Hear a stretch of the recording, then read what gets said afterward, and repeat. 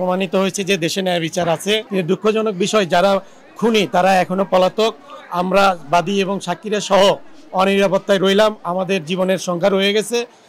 প্রশাসনের প্রতি দ্রুত আহ্বান জানাবো, এই খুনিদের দ্রুত গ্রেপ্তার করে জেল হাজতে প্রেরণ করে তাতে এলাকাবাসী সন্তুষ্ট থাকবে। যে কয়টা আসামি বাহিরে আছে এ কয়টা উপস্থিত করার তাড়াতাড়ি জরুরি দরকার। নিরাপত্তা থাকতে চাই, এজন্য আপনাদের কাছে আমি অনুরোধ করে বলতেছি তাড়াতাড়ি তাদেরকে আইনে আশ্রয় আসার অনেক দরকার। রাষ্ট্রপক্ষের একজন আইনজীবী হিসেবে আজকে যে তোজাম্মেল মার্ডার হয়েছে, এটা গাবতলী থানার দুর্গাহাটা ইউনিয়নের বটিয়াভাঙ্গা নামক একটা গ্রামের স্থানে, সেটা দিনের বেলাতেই 5:30টার সময়ে এই হত্যাকাণ্ডটা সংগঠিত করে আসামিরা। এই আসামিদের মধ্যে 3 জনের ফাঁসি হয়েছে এবং 3 জনের যাবজ্জীবন জেল হয়েছে। একজন আসামি এই মামলা থেকে রেহাই পেয়েছে, তার বিরুদ্ধে সন্দেহাতীতভাবে মামলা প্রমাণিত না হয় সে খালাস পেয়েছে। আমরা এই ধরনের হত্যাকাণ্ডের ব্রডে যে হত্যাকাণ্ডটা সংগঠিত হয়েছে, এই ধরনের হত্যাকাণ্ডের যে দৃষ্টান্তমূলক শাস্তি, সেই শাস্তিটা আজকে হলো বলে আমরা মনে করি এবং পরিবারের যে সদস্যরা তারা এর রায় খুশি হবে, আমরাও খুশি হয়েছি। ফাঁসির আসামির মধ্যে নাম মানিক একজন আছে, বাবলু একজন আছে, আর একজন মিশু আছে। এই তিনজনের বিরুদ্ধে বাবুল 3 জনের বিরুদ্ধে এই ফাঁসির আদেশ হয়েছে।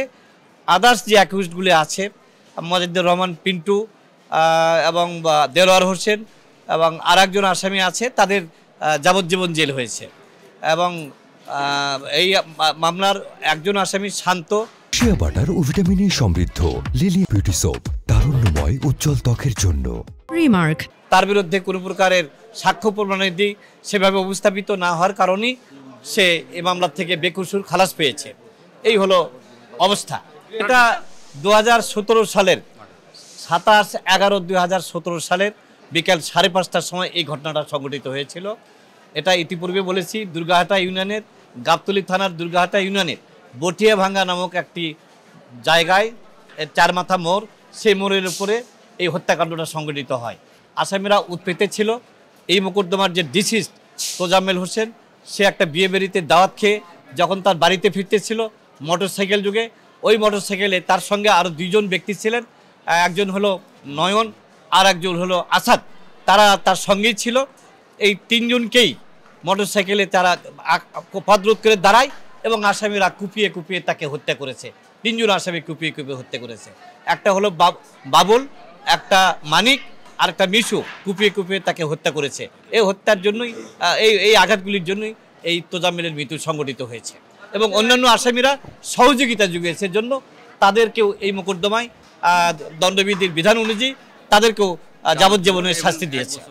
রায়ের সময়ে আসামি 2 জন উপস্থিত ছিলেন। একজন শান্ত বেকসুর খালাস পেয়েছে, একজন মজিদুর রহমান পিন্টু, তার যাবজ্জীবন জেল হয়েছে। বাকিরা পলাতক।